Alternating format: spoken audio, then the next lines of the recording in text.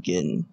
Hey guys, welcome back to another video. I am Ted Prez, coach of the the Pummeling Licky Lickies, and now this video may sound different as Bill is not the host of the for the power rankings this week for week 4 and 5. I'll be the temporary host for these 2 weeks. So I'm joined by both Goomer22 and Gumi 2020 as the usual guests. Say hello, guys. Hi. Hey, how's it going? And first off, we're gonna start off with week 4 matches. We're gonna individually go over the matches, give our thoughts on the matches, and how well the coaches performed in the matches. So first off, we have the Jeff City Seismitoads and the Somerville Scraggies. The Seismitoads took the 2-0 win. So let's go over the match and see what are our initial thoughts on this match. So either one of you can go ahead and take the lead, or if you want me to take the lead, then I'm perfectly fine with that. Yeah, so looking at like the whole video and how the match played out, it was pretty much just a Malamar sweep both times. So I'm a big fan of Malamar, so it was close to that sweep. But talking with Tyler, he did not have anything for the Malamar. So I think he got 8 KOs. I think he got every single KO in that match. So it was really just a clean Malamar sweep. Did he post the video of it? I haven't seen it because I haven't checked back and looked at this match. I just seen the kills, KOs. I'm not sure if he posted the video or not. Okay. Yeah. But I guess he wasn't running Will-O-Wisp Rotom, because that would be the only thing that could maybe deal with it. I assume it was just kind of like superpower spam, because it looks like a lot of the Scraggy's mons are physical. Yeah, that's what it looks like. Yeah, I agree with you guys. Yeah, having no way to counter the Malamar, even having, like what Goomer said, even having Will-O-Wisp on the Rotom Heat would definitely help him out a lot more, cutting Malamar's attack in half. But even then, I feel like Contrary Malamar just steamrolls after getting all those boosts. So yeah. Yeah, I think it's funny that the Seismitoads, their 2 wins at this point was like Senna Scorch going off and gain 7 kills, and Malamar going off and gain 8 kills. Like, yeah. Just always having to feature a mon, I guess. Yeah. All right. Let's move on to the next match. Let's see.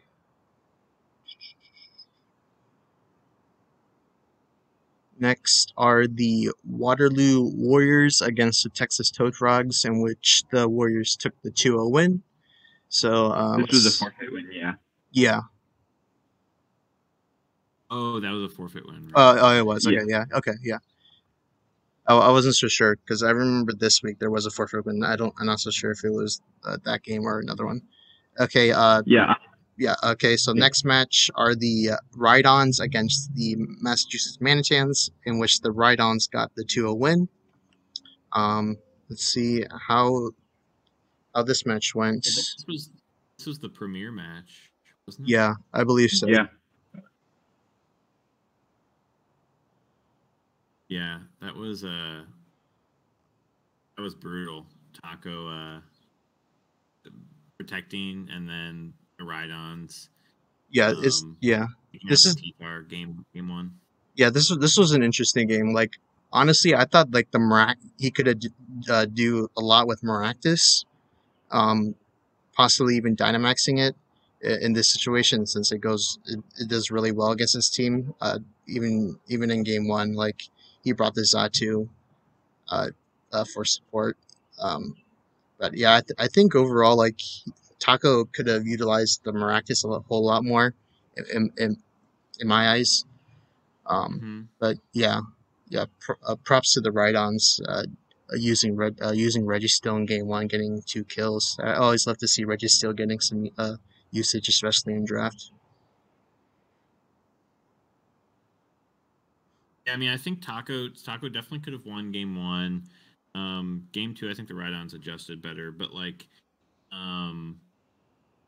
I mean, yeah, a game three would have definitely been interesting, but like, yeah, with him not doubling the Registeel at the end there, like the Rhydons made the smart move of taking out the T-Tar because the Registeel was faster than the Colossal anyways.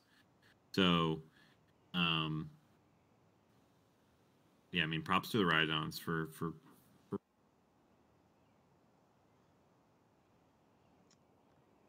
Anything else? I don't think so. All right, let's move on to the next match, which should be one load.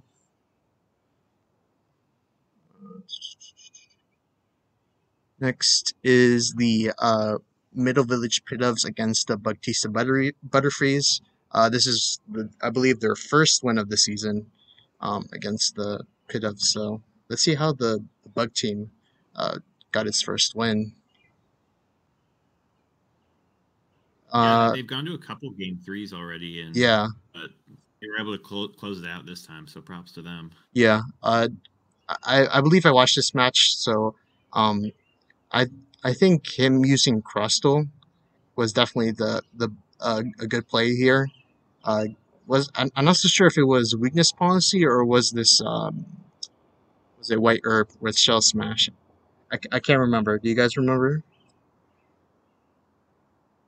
Um, I don't know, but he doesn't have any sort of redirection besides ally switch for Bombi.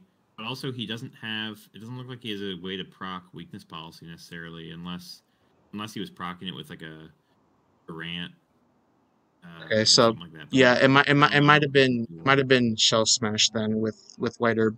Could I'm have not so been, sure yeah. because all I remember is just the Crustle like cleaning up uh in games 2 and 3. Yeah. So yeah, Well, it's yeah. Go yeah. ahead. I was gonna say it's pretty. Yeah, it's very surprising considering like um game one and three, the Pitovs brought the same stuff, and like Incen obviously great fire coverage, Zapdos fire coverage, Sylveon and Latias both can do mystical fire, so it's like he. I'm not sure if he maxed the Crustle game one or not, but it looks like he brought. Looks like the Butterfrees adjusted for games two and three and brought Rabombi over Galvantula and just leaned into the Crustle more maybe because at least Crustle's not weak to fire. So um, it seemed like that was the route he was kind of forced into. But it's I mean, yeah, props to getting those solid victories, and they were good victories too. Yeah. It looks like Yeah. three out What of I've both games. Yeah, what I would have liked to seen by Ulram and the Pitovs was actually maxing the Incineroar. I felt like that would have given a better chance at taking on possibly the Crustle, even though Fire Moves does neutral damage to Crustle. I feel like maxing possibly weakness policy maxing Incineroar would definitely been his best bet, but you know, like you said, Goomer, props to the Butterfrees for switching in Galvantula for Robombi in games 2 and 3 and sealing a victory in the end overall. Yeah, Monotype Bug team getting a victory is probably the highlight of the season for me. So I think, yeah, I mean, props to Batista because that's just an incredible feat, honestly. Even just one game. Yeah. All right, let's move on to the next game. Next are the Pacific Slowbros against the Cardiff Kamalas. And as usual, Otto takes the win 2-0. So let's go. Not really much to say about this game. It was like going over the match. You know, it's pretty much expected for Otto. Uh, I really like Otto utilizing the Dragalge in game one. You know, that's all I have to say about game one, and also the Slow King. Uh, a really interesting check by the Slowking. I don't remember what uh, what he brought, but I do remember that the Slowking was really interesting. I'm not sure about what you I guys. think was the Slowking Bulldoze weakness policy with Dragalge? Was that what I it was? I think it Yeah, was, yeah. yeah, it was. But the but it also was just yawning, and I think I think it was game one. Um, it might have been game two, but the Slowking essentially just kept yawning, and the Kamalas just kept switching for repositioning and stalling out Trick Room and trying to get like rid of those yawns. I think what's tough in those scenarios is that at some point, like I think the Kamalas just gave up too much momentum by constantly switching, and just eating damage and whatnot.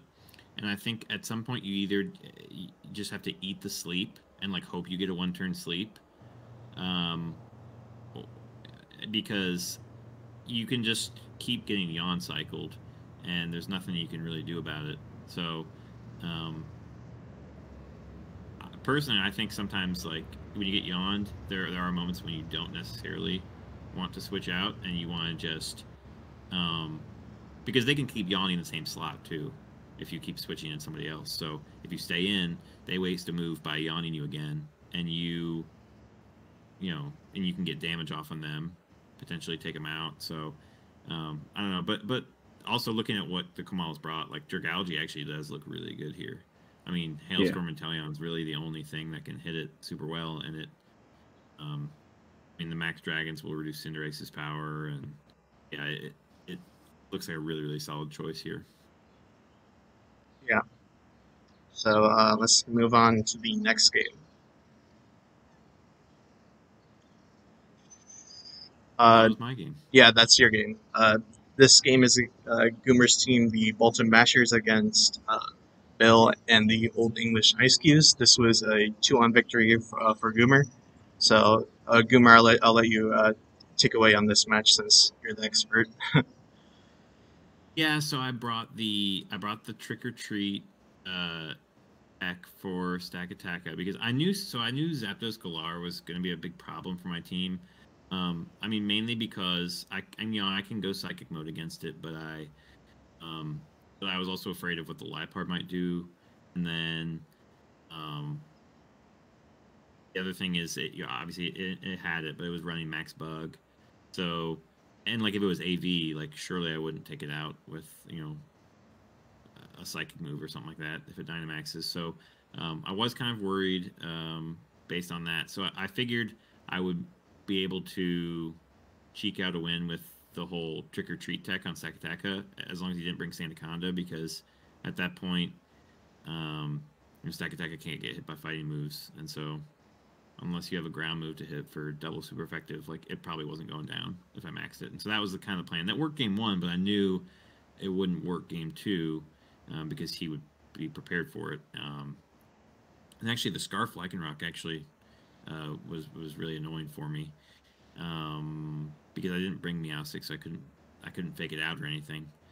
And it can just one shot my Alakazam. But I think game two I lost, but I think I actually could have won on if I max guarded the Tornadus and made a read that he was that he was max guarding, because it basically came into game two and game three basically both came down to a max guard read, and I didn't read the max guard game two, but I read it game three, and so because what happened is I airstreamed the Zapdos. He max guarded, so I didn't get the speed boost, which means Tapu Koko got its Dazzling Gleam off and KO'd the Tornadus and did a lot of work on the Obstagoon. But then the Obstagoon KO'd the Koko with a Gunk Shot. So if I had just max guarded Tornadus and just Gunk Shotted the Koko, Koko would be gone, and I'd still have Obstagoon and Tornadus versus versus Sandaconda and his Zapdos. And at that point, I think I win that end game. But yeah, game three, I read the max guard, took out the Liepard, and then it was kind of just GG from there with Mammoth Swine with the speed boost. Yeah, for game two, I have one question. Was the Obstagoon Guts or was it Defiant? Because if it was Defiant, you could possibly switch it into. Well, he doesn't have Intimidate to lower your attack, but you could have predicted like I don't know like some sort of if he was max, you could have predicted some sort of max mid that lowers like possibly special defense or defense like a Um, max darkness possibly.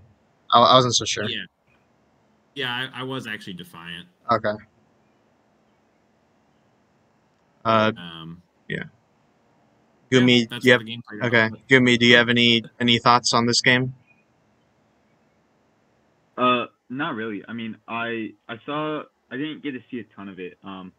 But I did see just Stack Attacker go in game one.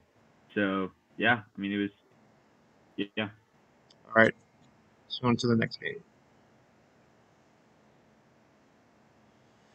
Next are the Umbreons and the Luxrays winning. Umbreon's winning 2 over the Luxrays. So let's go over this one. I don't think we got to see this game, sadly. Yeah. Yeah. Yeah, this wasn't recorded.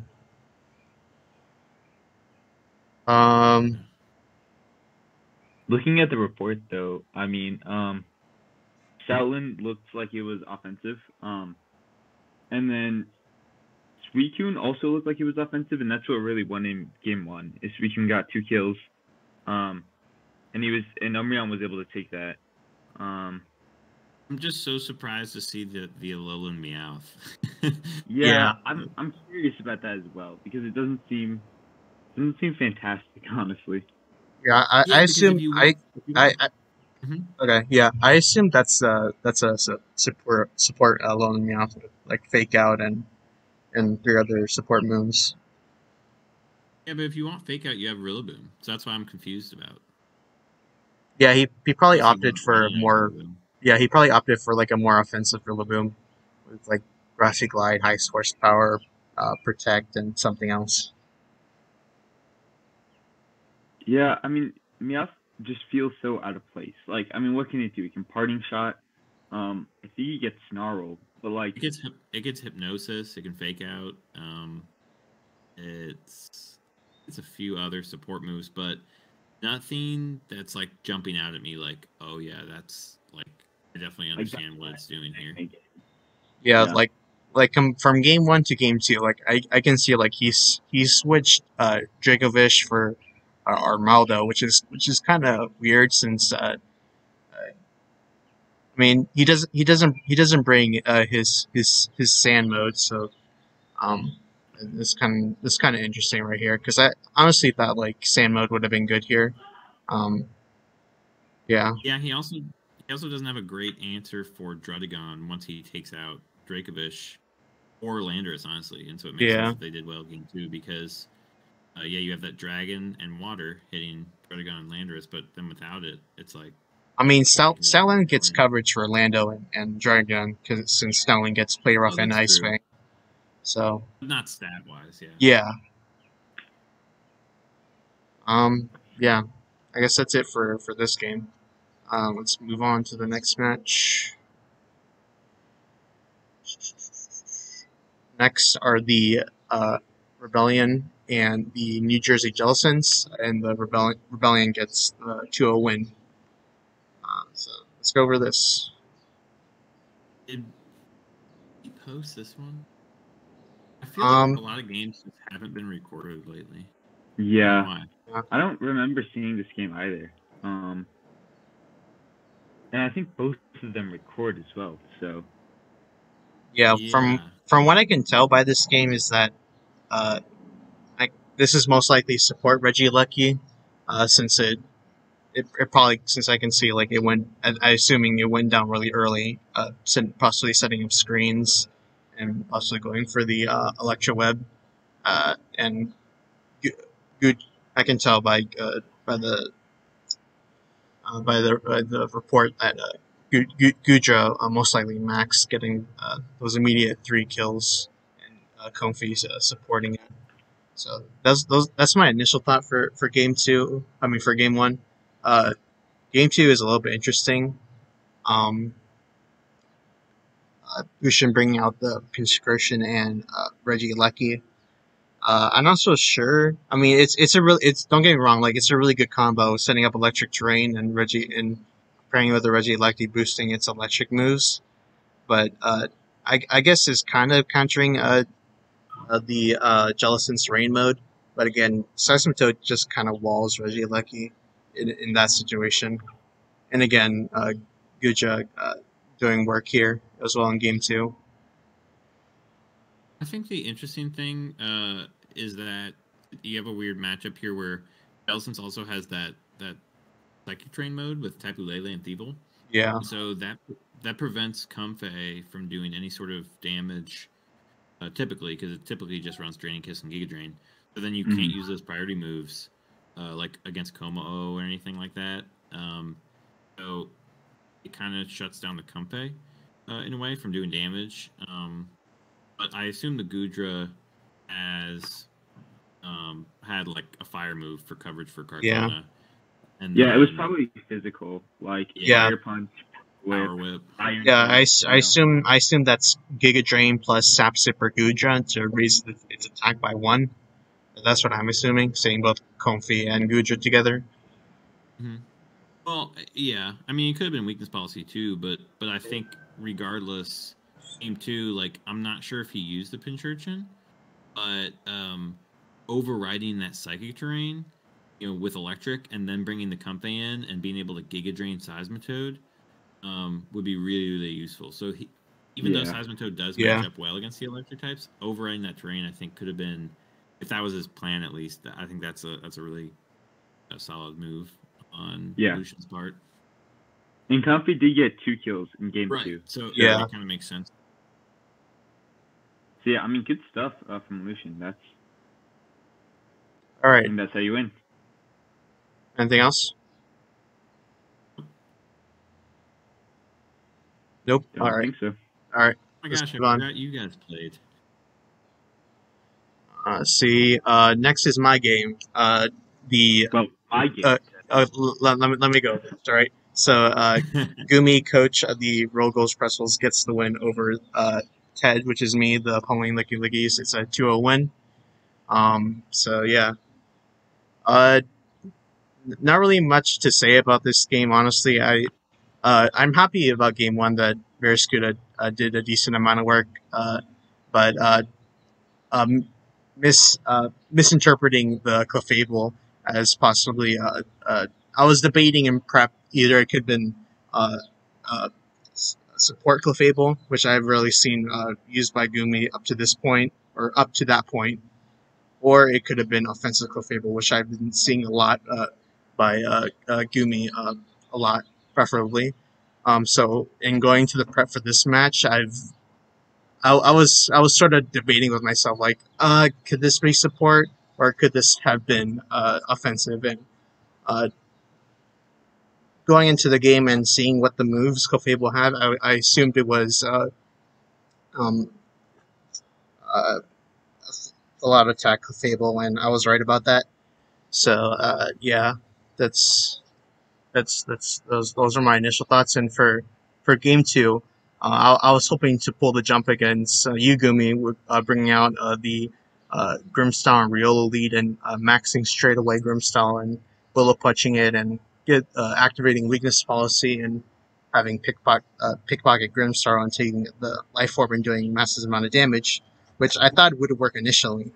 And it did for a little bit, but obviously it didn't work. Clefable taking out the Grimstyle immediately after those turns, so it is what it is. I can't be too disappointed about that, but it's the game. Yeah, so I think I ran support Clefable twice before this match and offensive the week before, and I was also kind of debating because both look decent, but I was kind of scared of you using your Sun mode like great, and so I ran Assault Vest Unaware Clefable, and so it was like Flamethrower, Solar Beam, Moonblast, and I think Thunderbolt, and so in game 1, you led like Toxtricity Latios, I think. Yeah. And I was so scared of Toxtricity because I looked at my team and I was like, oh, I didn't bring a Toxtricity counter for game 1. So I was so scared. So I Metal Sounded it turn 1 and just flared it, and then I just targeted it again, right? I was so scared of Toxtricity. And I was pretty happy you didn't bring it game 2. Although that time I brought Marowak.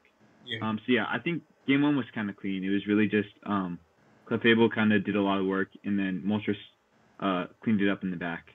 Yeah. So you can't admit that I caught you off guard game 2, bringing the Grimmsnarl, maxing it immediately. Yeah, I was kind of surprised that you would bring an offensive Grimmsnarl, because I feel like Screens was pretty good against my team, and especially knowing that I could run Unaware, Follow Me, Clefable. I was really surprised you brought that weakness policy with Pickpocket. Yeah. But ultimately, yeah, Moonblast was like a 2-shot on Dynamax Grimmsnarl. So, yeah, I mean, that's what happened game 2. I led Moltres Marowak. It was fast whack, because I love myself some fast whack. So, I went Moltres Marowak, and that cleaned up the game, and then Clefable in the back with 2 KOs. So, yeah, I'm surprised that you didn't bring Tox game 2. Like, so game 1, did you Sludge Bomb the Clefable? Yeah, I went for the Sledge Bomb on Clefable, but I'm pretty sure I got KO'd immediately. I'm not so sure. I can't quite remember, but I believe I did go for the Sledge Bomb, and I went for Tailwind on Latios to set up immediate Tailwind for later. Yeah, if you Tailwinded, I would assume it would have gotten at least one Sludge Bomb off then. Yeah, I think it was like a 3 HKO on Max to solve his Clefable. So I know you got one Sludge Bomb off. I don't remember if you got a second one off though. Yeah. But yeah, looking at game 2, like Grimmsnarl, Latios, Riolu, all week 2 berry. So that's yeah. I honestly, I just wanted to bring the offensive Grimmsnarl, since I know it's really powerful and it gets all those vastly all those physical moves like Fire Punch, Ice Punch. It gets Power Whip for coverage against Marowak. I actually brought Power Whip on Grimmsnarl.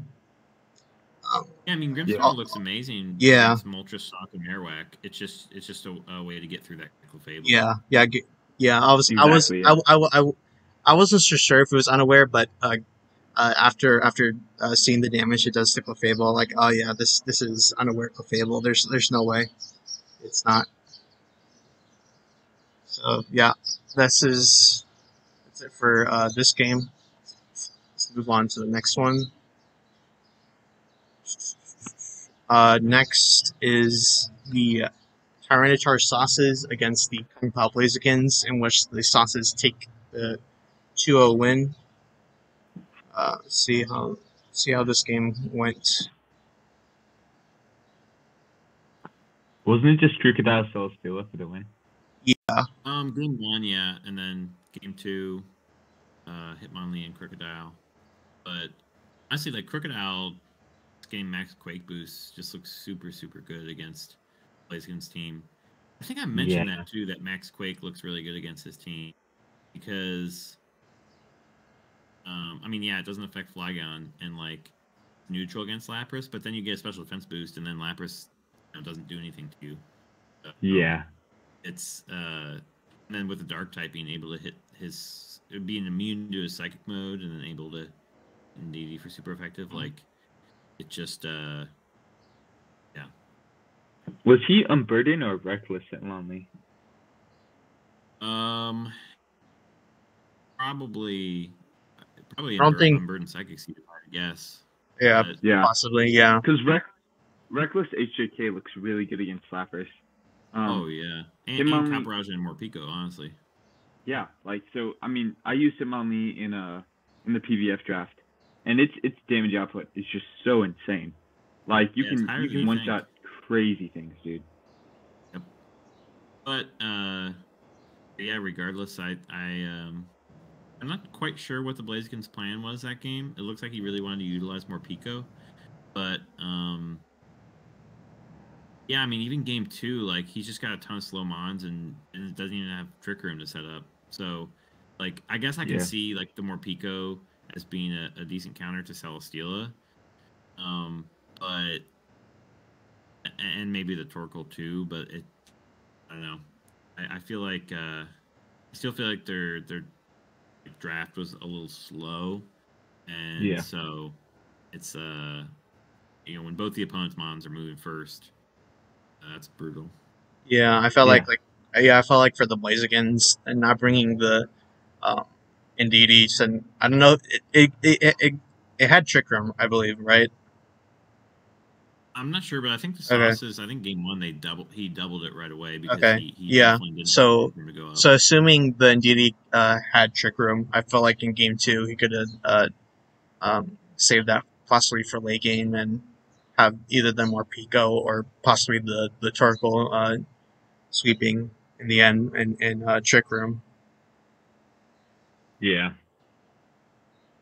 All right, so that's it for this game. Let's move on to the next one.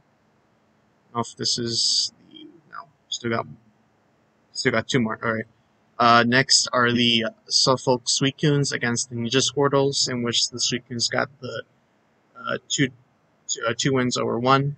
Uh, so yeah, what are you guys' initial thoughts about this game? Oh, we didn't get to see it. Very cool that game 1, all of Suicune's mons got a kill, but Yeah. yeah, I would think that like without Intimidate, I would think Follow Me and Didi and Glacier would be able to go off. I'm not sure if that's what he went with. But I suppose that Suicune could maybe stall at the max by switching around. Chandelure and Scizor are good switch-ins. And same with Aerodactyl if he's trying to max Quake. So he's got some potential switch-ins there. I guess Scizor does do really well against Indeedee female as well. But yeah, and then game 2, I guess he just went Shell Smash mode maybe with Blastoise because he got 4 kills. Yeah. Now game 3, I wonder if like Suicune had spread moves or something to take out the Blastoise, or if Squirtle went back to their original plan. It looks like Glacier got a kill, but if he went Shell Smash Blastoise, I would have expected Blastoise to at least get one. So I'd be surprised if he didn't do the same game mode again. But yeah, I guess we'd have to talk to Casey to see what happened. Yeah. So. Not really much to say about this game. Like, I think this Aerodactyl was for support, having Tailwind and I don't know, like at least two coverage moves, and sending that immediate Tailwind would have definitely helped, especially in assuming in game 3 this is or getting 2 kills would have been a big amount for yeah, I the wonder for the for if the Suicune max Suicunes. Scizor, because Scizor looks really, really good here, especially if, once you take out the Blastoise. Yeah, so not really much else to say. All right, let's move on to the last game for week 4, which is the Welsh Warlords against the Norwegian Darmanitans, in which the Warlords took the 2-0 win over the Darmanitans. Now this match, both games, Araquanid getting combined kills 7, which is insane in my opinion. Yeah, not really else much to say about this game. Just that Araquanid goes burr in both games. It looks like it was a Rock Tomb weakness policy. And Araquanid has some pretty solid coverage moves for Calopsia's team. So like Energy Ball for Primarina, stuff like that. So it looks like he just went weakness policy Araquanid, and was he special? That won him the game. I think it was special, yeah. Oh wow. Actually, sorry, I got confused with the Fight Volt. That's my bad. I mean, you can go special Araquanid, but because Water Bubble just increases water moves, so it doesn't really matter. But Araquanid does have a little bit better attack stat, so normally people go physical. but you can't be burned with Water Bubble, which is nice. But you can still be intimidated though. So, like, I would think that the Torcat cycling might have helped out game 2, but Raccoon did even better game 2. So, I don't know. Yeah. Yeah. All right. That's the end for week 4. Now for week 5, we're just gonna just do a clean sweep. Not really much to not going over the kills since we don't want to waste too much time. So skipping the first game for week 1, which is the Frogs and Toads. The score hasn't been submitted yet, but I believe it was played. So yeah, you guys won't get a review on that one. Next is the Manitans and the Scraggies. What do you guys think about this game? Just going over it really fast.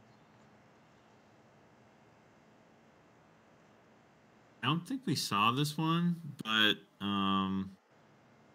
it looks like Corviknight did some work, which I guess makes sense against the Ice mode and Clodsdale. So Yeah. makes sense there. But I wonder if Scraggies didn't bring Rotom.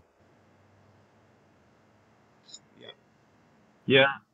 I mean, Tyler seems to have been a bit off the past couple of weeks. And so Taco just capitalizing on that. And it looks like Corviknight put in a ton of work, so.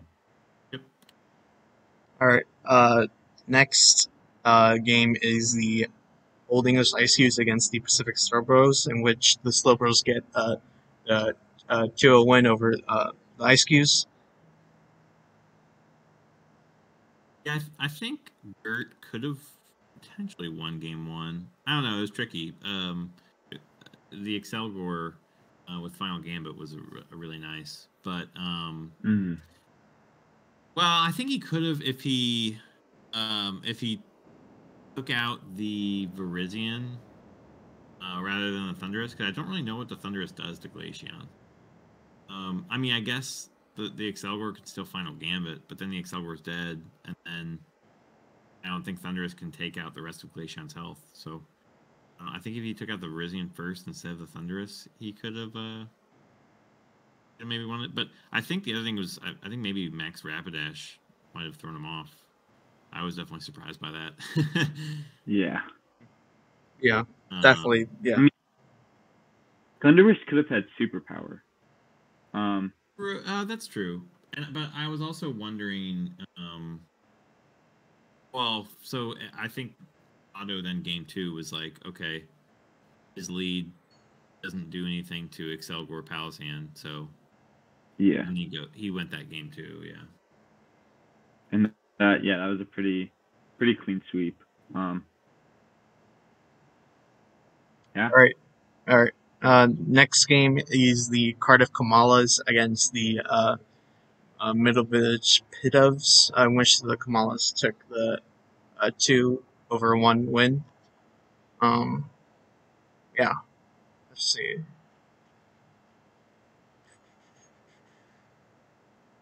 Yeah, we didn't get to see that game, so Yeah. Yeah. Again, this is one of the games that never really get posted. Both of them got 2 kills in game 3 though, so. Yeah. Not really much to say about this game, just that Zapdos does a good amount in game 1. And game 2, the Pitovs took control of that one with Cinderace and Inteleon, assuming that's possibly Life Orb Cinderace and maxing it, which did a decent hefty on the Kamalas. And then as for game 3, I like the Bolton a lot. Shout out to Goomer. I like the Bolton usage in game 3. But yeah, it's overall this game, even though we didn't get to see it, looking at the report, I think it probably went really well. Yeah. Any thoughts, Goomer?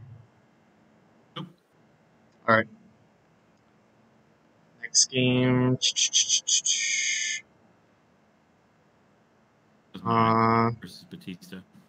Yeah. Next, yeah, that's your game, Goomer. Next is the Ultimate Bashers against the Butterfrees, in which the Bashers get the 2-0 win over the Butterfrees.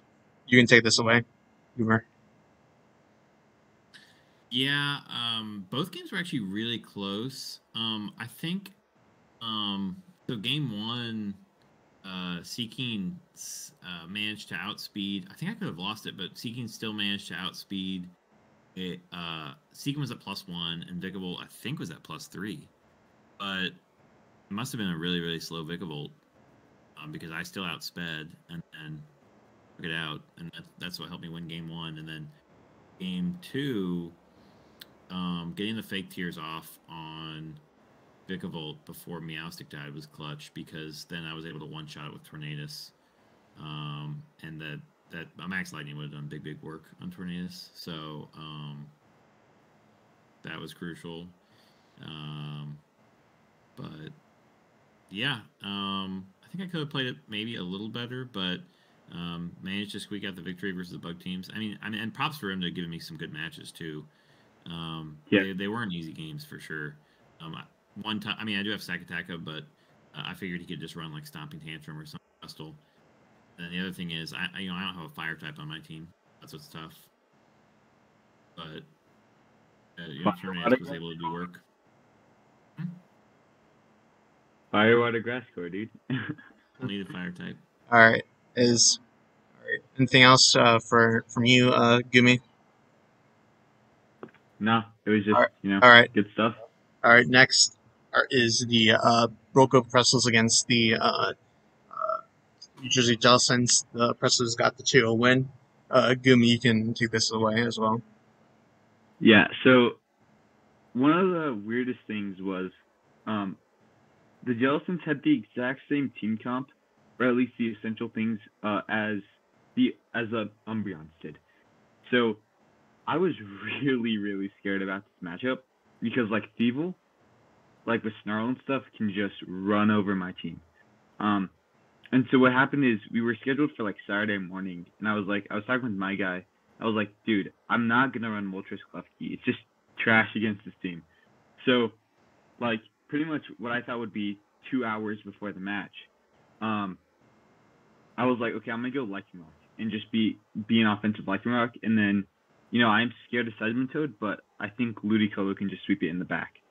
So, I led Lightning Rock Clefable. Game one, it didn't do a ton. Seismitoad was able to KO it, and he got a ton on Clefable, so I wasn't able to redirect the Max Geyser. But then Ludicolo came in, always KO'd Seismitoad, and then I had White Herb Galarian Moltres, and so he went for the Snarl with Thievul, and I nasty plotted, and so he lowered my special attack, but then just went back to 0. I got up +2, and then I was able to KO Pelipper and Thievul with Galarian Moltres. And then game 2, I led Lycanroc Clefable again, and he led Hitmontop Kartana. Lycanroc was Fire Fang, and I had Helping Hand on Clefable. So he maxed Kartana, he faked out Clefable, but I got the Helping Hand off, and I always killed Kartana. And then after that, I pretty much just used Helping Hand, and then a super effective move for each of his mons. And so I had Iron Head, Tapu Lele, and Play Rough for both Hitmontop and Thievul. So it was just a clean 4-0 sweep with Lycanroc game 2. Yeah. Anything else? Nope. All right. Next game is the Rebellion against the Luxrays, which the Luxrays get the 2-0 win. All right, let's see how this one went. Yeah, this was this is very interesting. Yeah, the sand game right here with Stoutland and Powdon. Oh yeah, this was the premier game, right? Yeah, I remember this game really clearly. So for was even Sandwich though. Yeah, so for game 1, he led Mr. Mime and Beartick. He played pretty passively, setting up Mr. Mime. Well, not really set up, but supporting the Beartech quite a bit, even though it got they lowered its attack with superpower, and Lucario getting defense boost with Steel Pike, and Draclux setting up beat up with Justified Lucario, and KOing the Mr. Mime straight away. But I felt like in game one, that specific turn was for me the turning point of the game. Even though Superpower did a negative effect to Beartech quite a bit.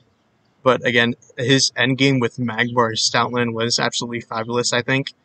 Um, having Mach Punch Magmar and proccing the weakness policy when Dynamax with Stoutland just went crazy in the end.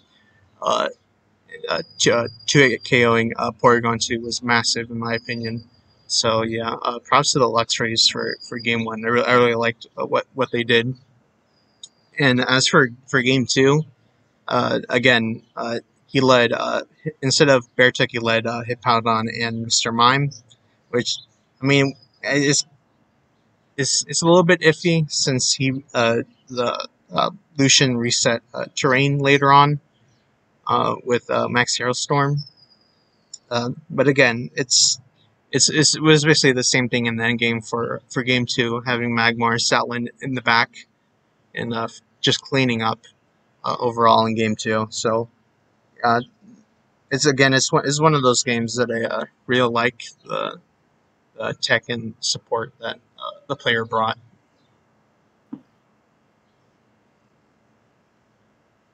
Anything else? Yeah, I mean, I think Lucian's team, just based on what he brought, just struggles against fire types. So it definitely seemed like it took him a while to KO that, I assume, Eviolite Magmar. So, yeah, good prep on the Luxrays. Yeah, for sure. All right, let's move on. Well, this game hasn't been played, but it will be played later today. That's the Lickies and Umbreons. Next is the Norwegian Darmanitans against the Ninja Squirtles, in which the Darmanitans got the 2-0 win. You guys can go ahead and take it away. Yeah, I mean, game one, I think Squirrels had a pretty much guaranteed win if they didn't get burned from Flamethrower Torracat, so that's kind of brutal. But yeah. And then game two, I think he missed a Draco Meteor with Noivern. So yeah, those are some brutal misses. But Primarina still does look really, really good in this matchup. Because as just has such high special defense, and it looks like the only way to hit it hard for the Squirtles was Jolteon, or just lots of physical attacks from Glacier. But Glacier pretty much just has to use Max Quake, and you start intimidating it and parting shot with Torracat, like you're just gonna do no types of damage. So yeah, it makes sense that Primarina did a lot of work both games. Yeah, I mean that's really tough. Getting the burn game one, that was brutal. All right. Yeah. Yeah. Go ahead. Yeah, I mean, I agree with Goomer. It was just Casey's had a little bit of bad luck here and there, so but good stuff to Calypso. I think Primarina was a really good bring, and the way you utilized that was just pretty solid. So yeah, nothing really much to say. Anything else about this game? Yeah. So let's move on to the next. I think the final two games. I'm pretty sure. Yeah. No, just one more. The Sauces and the Suicunes haven't been played yet, or haven't been recorded or put into the site yet. So next one is the this weekend because Saki gets back from vacation on Friday. Oh yeah. That's right. Yeah. Next is the Wailords against the Blazekins, and the Wailords took the 2-0 win. Let's see. Yeah, I don't know if this one. Yeah, wasn't this one recorded? I mean, Matrix might have recorded it, but I don't think posted it yet. Okay. Yeah. Okay. Looking from the report, interesting enough, Magneton getting 2 kills in game 1 is kind of shocking since the Blaziken's had Flag on, which is really which is really strong against Magneton, it being electric type and walling those electric moves. So seeing Magneton in both games is kind of risky on the realist side, but at the same time it's really smart. Um, Getting the immediate kill. He did actually. Go ahead. He did actually post this. I just never Okay. got around to watching it. So Okay. I'll have to watch it after this. All right. But, yeah. So bringing Magneton and getting the immediate kills on Lapras and Butterfly is really huge in my opinion. I don't know if Lapras maxed setting up the uh, the Veil played in a big part in this game. I'm not so sure, possibly, but like I said before, again, Magneton in game 1, looking from the report, uh, did a lot for the Warlords. Game 2, I mean, it's kind of similar. Again, switching roles between Magneton to Cobaline, getting 2 kills. Now, honestly, I thought Cobaline could possibly have been support, but again, looking from the report, this is obviously beat up beat up plus justified a Cobaline for the lead, most likely. Yeah, those are my thoughts on this game. Yeah, I think that was the match that got UGA out of playoffs. I don't think there's any way to get in with a 3-5. So, good stuff to Matrix, just getting that win. And Magneton was a pretty cool bring. So, yeah, Goomer. Oh, that's yeah. All right, that's it for the Week 5 review for the matches. Next up is the rankings. This includes both Week 4 and Week 5 together, kind of, so into one. So I'll just read out the rankings in order from 24 all the way up to number 1. So at number 20, are you showing the graphic or no? Wait, what? Do you have the graphic or no? Yeah, I have the graphic up. Yeah, on the screen. Oh, gotcha. Okay. Cool. I don't know if you guys have it up with you, but I have it up on my screen. All right, so at number 24 is the Middle Village Pitovs, staying at the same spot as the week before. 23 are the Compound Basicans. 22 are the Jellicents. 21 is the Butterfrees. And sadly, at number 20, me, Licky said, low spot. At 19 are the Rebellion, Lucian's team. 18 are the Seismitoads. 17, the Ice Qs. 16 are the Kamalas. 15 are the Scraggies. 14, Ninja Squirtles. 13 are the Suicunes. 12 are the Massachusetts Manitans. 11, the Texas Toad Frogs. And then from here into the top 10, at number 10, we have the Luxrays. Number 9, we're at the Warlords. Number 8, the Warriors. I don't know if the Warriors moved up, but I'm pretty sure they did, so good for them.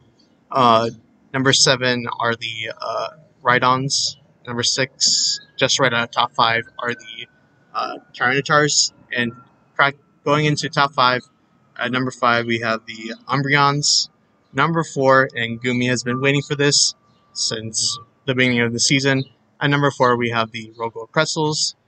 And at number 3, we have the Darmanitans. And then going into top 2, as usual, we have at number 2, we have the Bolton Bashers. And at number 1, we have the Pacific Slowbros. So, I think that is all. I'm pretty sure. Right? Nothing else to talk about. All right. We can talk about some of the rankings if you want. Yeah. Like if you guys. And the Pitovs, yeah. Oh, what? Go ahead. I was gonna say like the Blazikens and Pitovs. are our only 2 winless teams here, so hopefully they can pick up a win in these last 3 weeks. Yeah. And hopefully one then of them faces off against Ted. That'll be a good win. I mean, you know they would lose to me. Licky has obviously the advantage right in both games.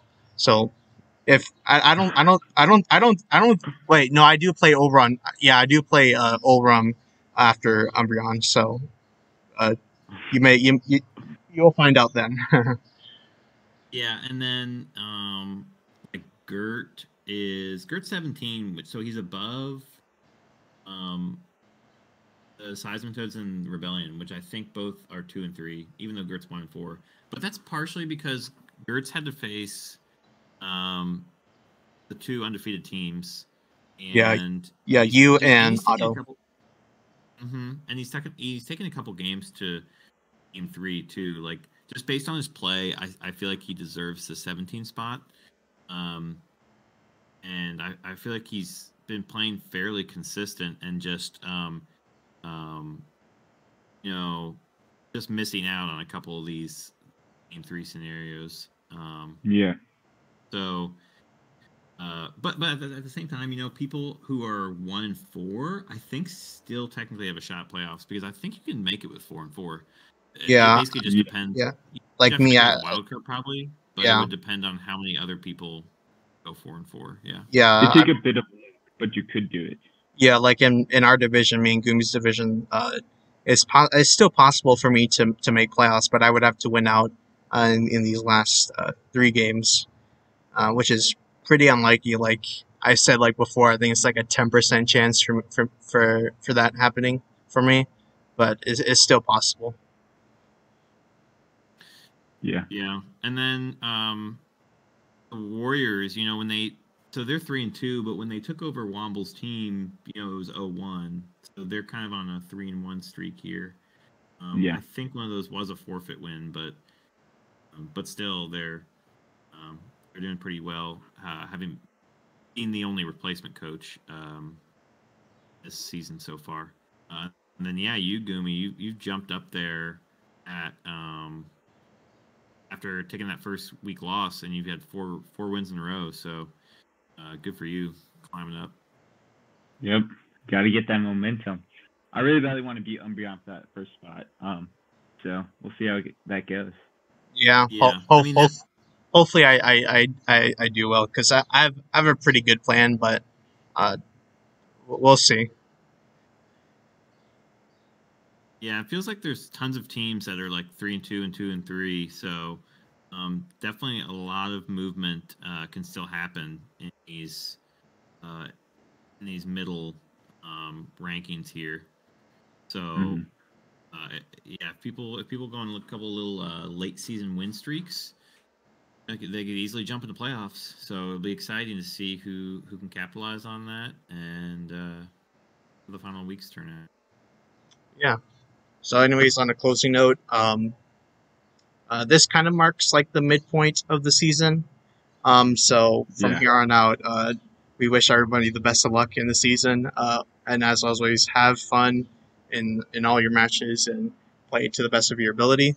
So yeah, I wish you all guys good luck for the rest of the season, and we'll see who makes playoffs. So again, I'll see you guys later. Bye bye. Bye. You could say, yeah. Yeah.